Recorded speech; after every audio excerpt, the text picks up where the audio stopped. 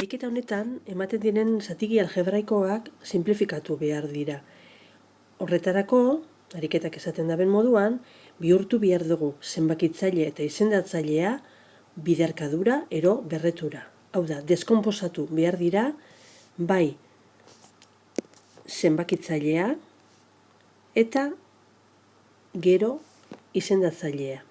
Kasu honetan, zenbakitzailea deskonposatzeko, zer egingo dugu? Beti begiratu biderkagai komuna atera daiteken. Kasu honetan, bai, bi ateratzen dugu biderkagai komun moduan, eta orduan geratzen da dena bi horrekin zatituta. Behian ere ikusten dugu biderkagai komuna atera dezakegula, baina kasu honetan 3 eta x. Gai biak zatituta 3 x-ekin geratzen dira. Lehengoa x, eta hurrengoa bi. Orain ikusten dugu biderkagai berdina agertzen dela goian eta behian. Simplifikatu daiteke biderkadura bakoitza zatitzen dugulako x gehi bi horrekin. Orain emaitza 2/3x geratuko da. Bigarren kasuan, goian ez dago biderkagai komun ateratzeko modurik, ez da biderkadura nabarmena erabiltzeko modurik, beraz, ezin dugu deskonposatu gehiago, x gehi bat moduan geratzen da. Behian, ikusten dugu, akarratu, kenbekarratu forma daukola. Hau da, dala x berbi, ken bat berbi. Orduan, agei be, bidera kenbe moduan ipiniko dugu.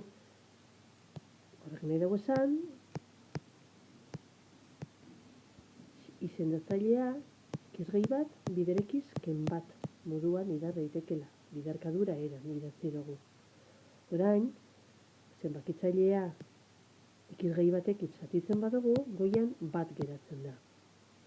Eta zatitzen badugu izendatzailea x gehi batekin, x ken bat geratzen da.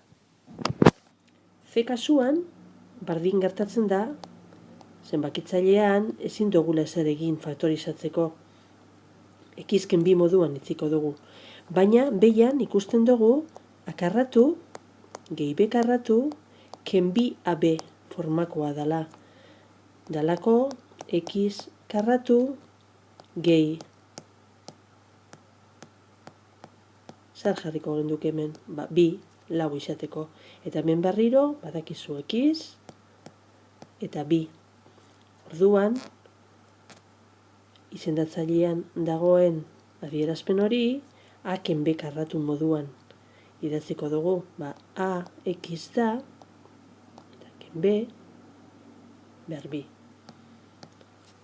Izendatzaile eta zenbakitzailea x ken birekin zatituta, goian bat geratzen da, eta behian x ken bi.